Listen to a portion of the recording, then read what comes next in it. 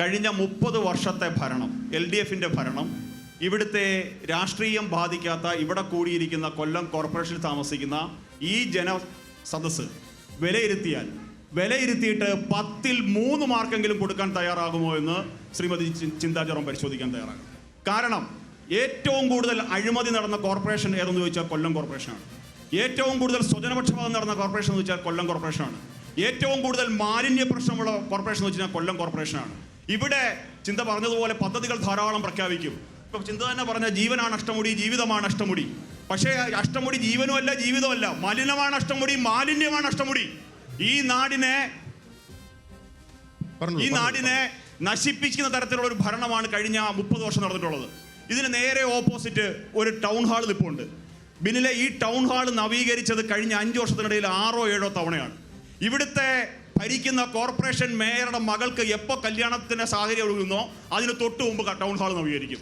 56 ലക്ഷം രൂപയ്ക്ക് ഇപ്പം നവീകരിച്ച് കഴിഞ്ഞപ്പോൾ നിലവിലെ മേയറുടെ മകളുടെ കല്യാണം പെട്ടെന്ന് നടന്നു. ഇത് മാത്രമല്ല, ഇപ്പൊ ഈ വി പാർക്കിന്റെ മഹത്വം പറഞ്ഞല്ലോ, ഈ വി പാർക്കിന്റെ മഹത്വമല്ല, ഇതിനേക്കാൾ മഹത്വമുള്ള വേറൊരു പാർക്കുണ്ട് ഇവിടെ, ജവഹർ പാർക്കും കഫ്റ്റീരിയയും. അത് ആർക്കാണ് കൊടുത്തിരിക്കുന്നതെന്ന് അറിയാമോ റെന്റിന്? ഈ കഴിഞ്ഞ തവണ ഇവിടെ മേയറായിരുന്ന ശ്രീമതി പ്രസന്ന ഏണസ്റ്റിന്റെ മരുമകന്റെ ചെറിയച്ഛന് കൊടുത്തിരിക്കുന്നതിന് വേണ്ടിയിട്ട് തെളിവ് സഹിതം കാണിച്ചു തരാം. കൊടുക്കുവാൻ വേണ്ടിയിട്ട് എന്താ ചെയ്തെന്ന് അറിയാമോ? 2 പേരാണ് ഇവിടെ എഗ്രിമെന്റ് വെച്ചത്. ഒന്നാമത്തെ ആള് 25,000 രൂപ കിട്ടിയ ദിവസം തന്നെ തൊട്ടടുത്ത DD നമ്പറിൽ തന്നെ അയാളുടെ ജോർജ് ഡിയോണ എന്ന് പറയുന്ന അയാളുടെ സ്ഥാപനത്തിലെ സ്റ്റാഫ് ശ്രീമതി സുകന്യ അവരും വെച്ചു.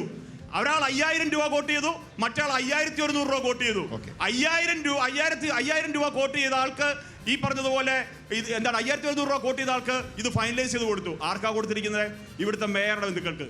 അതുപോലെ തന്നെ എക്സ്ട്രീം പോവർട്ടി ഇല്ല എന്നും പറഞ്ഞാണല്ലോ ഇപ്പൊ ഏറ്റവും പുതിയ PR വർക്ക് ഇവിടെ പുള്ളിക്കട കോളനി.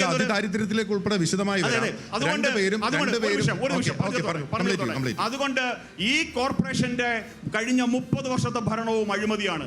പക്ഷേ ഈ അഴിമതിക്കെതിരെ ഒരു ശബ്ദം പോലും ഉയർത്താത്ത ഒരു പ്രതിപക്ഷ പാർട്ടിയാണ് UDF എന്ന് പറയുന്നത്. ഇവിടുത്തെ പ്രതിപക്ഷ നേതാവ്, ഈ കോർപ്പറേഷന്റെ പ്രതിപക്ഷ നേതാവ് മൗനി ബാബ കളിച്ചുകൊണ്ടിരുന്നത് ഇപ്പോ ശ്രീ പ്രേമേന്ദ്രൻ കുറ്റം പറയാൻ ഇറങ്ങിയിട്ടുണ്ട്.